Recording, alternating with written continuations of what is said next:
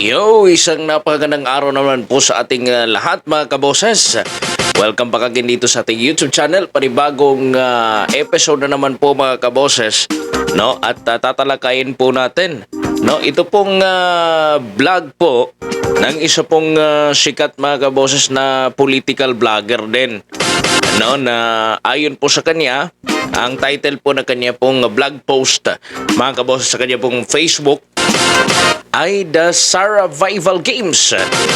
No, Survival Games mga kaboses. Dahil ang laman po nito mga kaboses ay kahit na hindi pa man daw bumubukas ang pinto ng Senado mga kaboses, parang alam na ho nating ang ending ng pinaka inaabangang sabi po niya mga kaboses, parang palabas po sa politika, no, ngayong dekada, ang impeachment trial po ni Vice President Sara Duterte. Pero teka lang mga kaboses, no, ito pong fearless forecast na ito ni Monching Lumantas, mga kaboses, may trial pa ba talaga mga kaboses kung malinaw ng resulta, no? Kasi sabi dito mga kaboses, no, sa blog post po ni Monching Lumantas, parang acquit na talaga si Vice President Sara Duterte dito po sa kanya pong blog post mga kaboses. Babasahin po natin ang post niya at explain po natin sa inyo mga kaboses kung ano ba yung magiging proseso ng impeachment trial, ilang boto ba yung dapat kakunin ni Vice President Sara Duterte para ma-acquit siya, at ilang boto ba ang dapat makuha ng Senate para siya po'y ma-convict mga kaboses, no, sa kanya pong impeachment trial. So please subscribe, no, like and share mga kaboses sa atin po pag-uusapan po ngayong araw, kasi napakagandang pag-usapan po ito. At na rin mga kaboses, no, paki-click na rin ng notification bell para notified po kayo sa lahat po natin ng mga uploads dito. Araw-araw po tayo nag-uploads mga kaboses ng political reaction, commentary at review mga kaboses sa lumalabas po sa social media. Dito po tayo ngayon, no, sa ito pong blog post ni Monching Lumantas mga kaboses, isa pong political vlogger. No, blog post po niya ito doon po sa kanya pong Facebook page mga kaboses. Ayon po sa kanya, the Survival Games. The curtains have barely lifted in the political theater of the decade, the highly publicized impeachment trial of Vice President Inday Sara Duterte. And yet, the show may already be over. To acquit VP Sara, the magic number 9 votes. No? But if you think that's some unattainable threshold, think again. Think again, mga kaboses. Kasi po, no, yung dapat po na kukunin ni Vice President Sara Duterte, mga kaboses, na boto para po siya ay ma-acquit ay siyam po, no, na boto mula sa Senado, mga kaboses. Ganito kasi yan, no? Para ma-convict siya, mga kaboses, unang-una, no, o mapatunayang guilty siya, mga kaboses, kailangan ng 2/3 ng boto galing sa mga senador. Ibig sabihin, di ba, 24 yung senador. So 2/3 ng 24, mga kaboses, is 16. So kailangan 16 na senador ang dapat bumoto ng guilty para po ma-convict si Vice President Sara Duterte. Now, sa acquit na naman po mga kaboses, no, sa usaping acquit o pagpapawalang sala, dapat po ay makakuha si Vice President Sara Duterte nang hindi po umaabot, no, sa 16, no, ang bumotong guilty para hindi po siya ma-convict. Ibig sabihin, kahit 15 mga kabos o mas mababa lang ang bumoto ng guilty, acquitted na siya. So ibig sabihin, yung kukunin lang po niya na vote para ma-acquit is minimum of 9 senators, mga kaboses, na hindi buboto ng guilty. No, di ba mga kaboses? So gets niyo. So ibig sabihin 9 votes lang nang buboto ng acquit ay ma-acquit na si Vice President Sara Duterte, mga kaboses. Ngayon, patuloy tayo dito sa diskusyon, no, sa blog post ni Munching Lumantas, mga kaboses, no, sa kanya pong fearless forecast, no, mga kaboses. Ito po. Sabi po niya rito, with the recent midterms, the BP now has an alliance that could only be rivaled by the biggest political dynasties in the Philippines. 5 of her loyal allies, unang-una si Bongo, Bato de la Rosa, Rodante Marcoleta, Camille Villar, and Amy Marcos, have sashayed back into the Senate like Avengers, no, assembling for one final boss fight. And guess what? They only need 4 votes. Another 4 votes to acquit. 4, no? That's one basketball team short of a barangay liga. And VP Sara already has a starting lineup complete with bench players and cheerleaders. So ito na ngayon. Ayon po kay Munching Lumantas, here's my fearless forecast.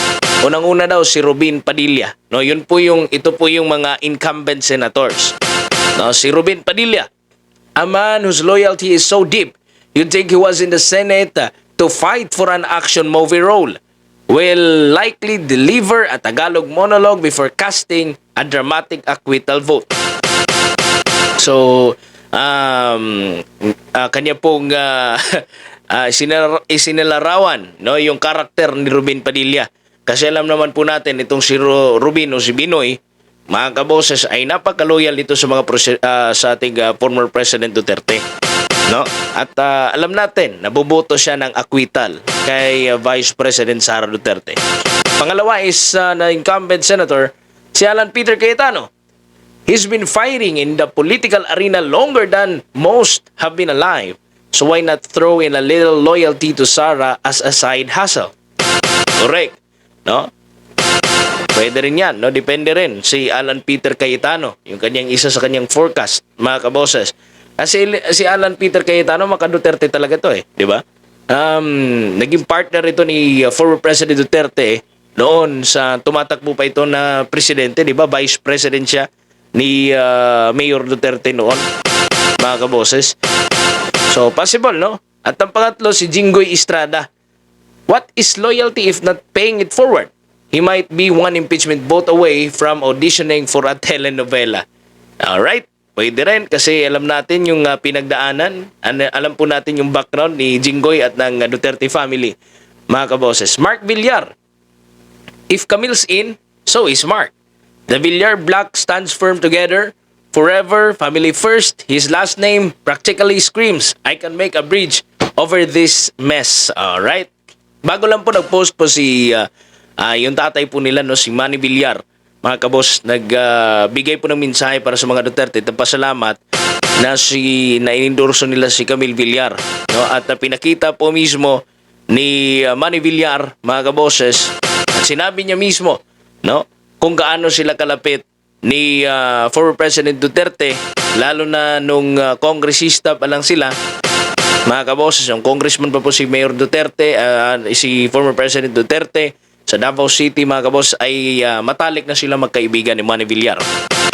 That's 4 votes locked, even without the new arrivals. But wait, these senators have allies too, who might not even have to break a sweat.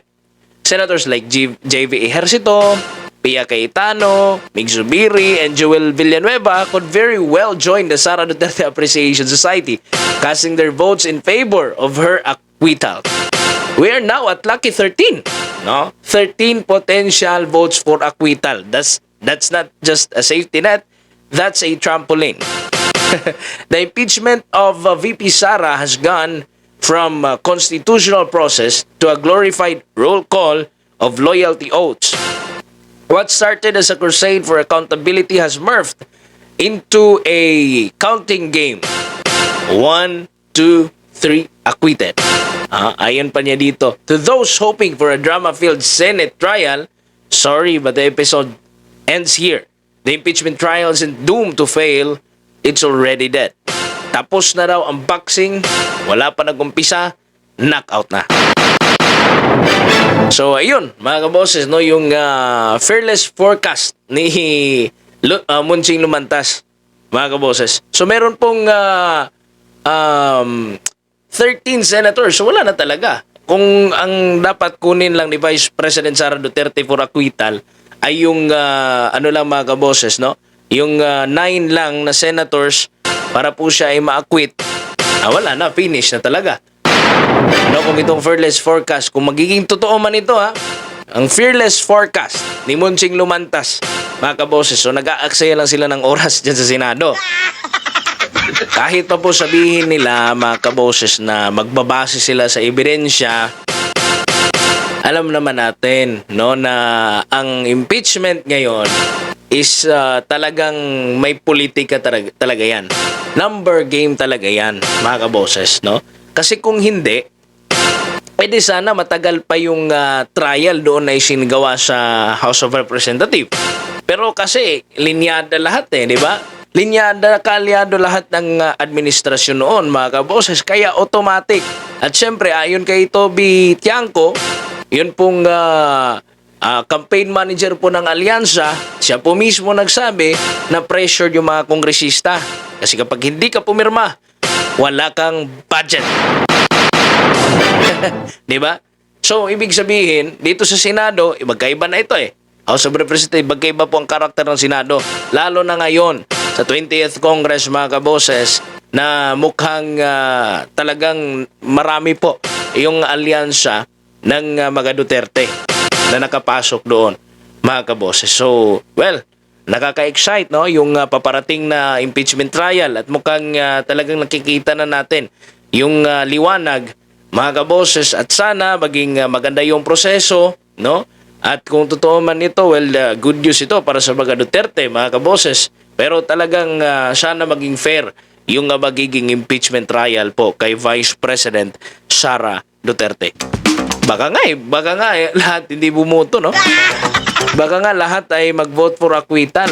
Hindi natin alam, mga kaboses. Yan po yung fearless forecast ko.